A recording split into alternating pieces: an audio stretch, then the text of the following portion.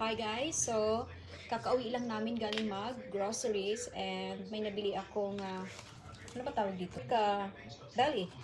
May nabili akong pork belly dito. So, ito pala yung lunch ko. So, magba-barbecue ako sa labas. So, since nga medyo thick siya, so ikakat ko lang siya ng very thin.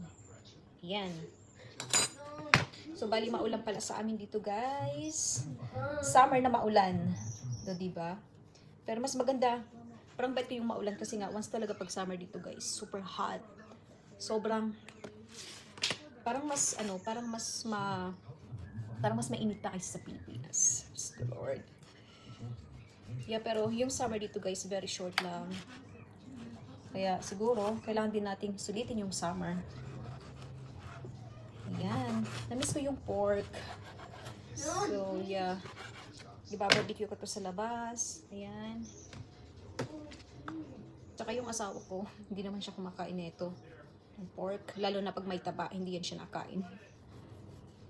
So, bali kami lang ng anak ko yung kakain nito.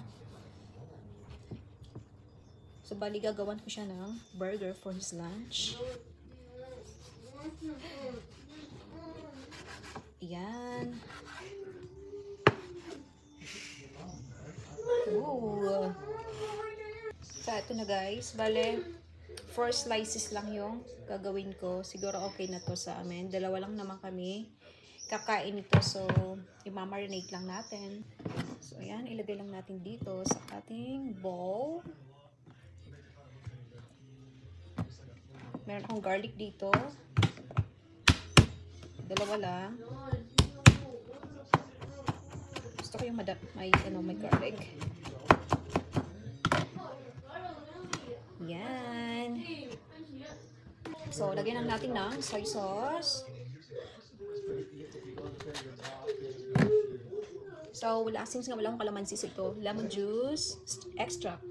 Yeah. Ito yung gagamitin natin. Lagyan natin ng salt. Pepper. Sorry sa background kasi nga yung anak ko umiiyak kasi nga gusto niya pumunta sa fair. Tsaka alam niyo ba guys, mahal ng ticket.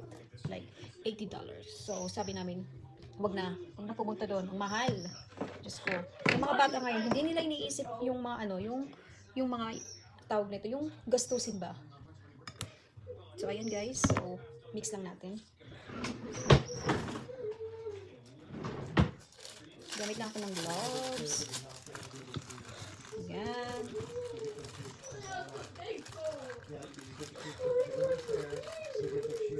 Ang bango.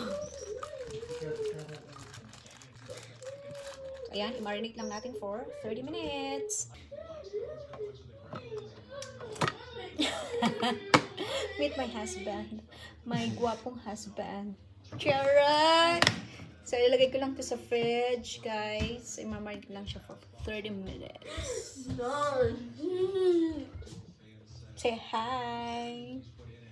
Guys, you met look at my daughter. She's taller than me. She's crying. She's crying about going to the fair, but wala akong It's fair. not even expensive, bro. Like, bro, let me expensive. go. You don't have to earn the money, it's not expensive. Guys, papatulogin ko lang yung anak ko para na nga gawa na ako ng lunch.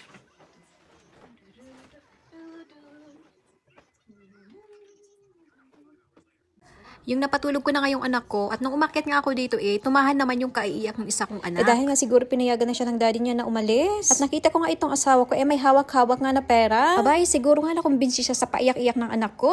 Diyos ko, Lord. At tignan nyo pala yung reaction dyan ng asawa ko, guys. Mukhang napipilitan lang siya ibigay yung pera sa anak ko. So, bali yung anak ko pala is pupunta siya sa fair with her friends. So, syempre, may bayad yung entrance. At saka may bayad din kapag sumakay ka sa mga rides. At sa totoo lang talaga, guys, $80 is too much. Hay nako, makakabili na sana ng 2 sakong bigas. Yan, tignan nyo, ang saya-saya na niya. She looks happy now. She got what she want. Huwag kang sumakay sa the highest ride. The taller Dad, did you ride. know that they got Ayan, so ihatid siya ng daddy niya. You know the one I went? So, ayan na nga guys, nakatulog na nga yung anak ko. So, punta na ako sa labas para mag-barbecue. It's 2 o'clock already at hindi pa kami nakapag-lunch. So, let's go! Ayan guys, medyo maulan siya. Pero hindi naman masyado. Parang ambon lang. Ayan, nandito na tayo sa labas. So, ayan bali. Yeah. So, ayan, nakasalang na pala yung burger ng asawa ko. So, ilan na to. Oh, wow. Oh, yeah. Totally.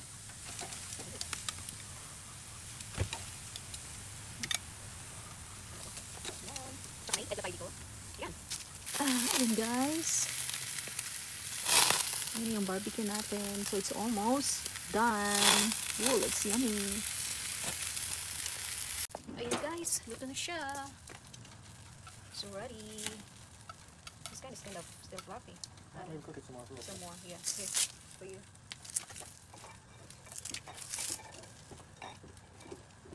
Oh, this guys. Yummy. Ooh. Ang bango niya guys. So, itakat lang natin siya. Oh, ang bango. Oh. Yan.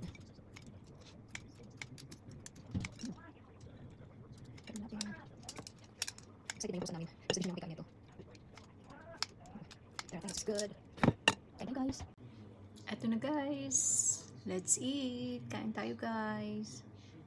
Thanks for watching.